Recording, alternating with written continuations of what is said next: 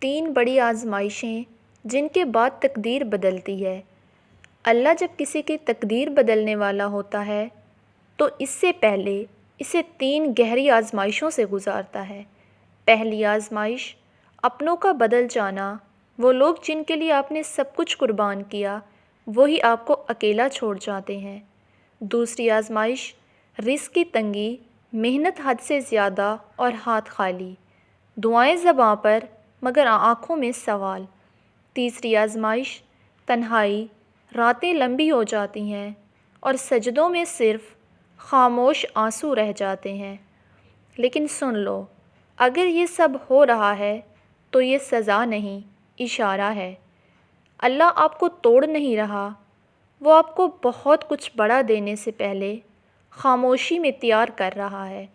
صبر رکھو، تقدیر بدلنے کے بعد وہ دکھ بھی معنی رکھیں گے جو آج بے وجہ لگتے ہیں۔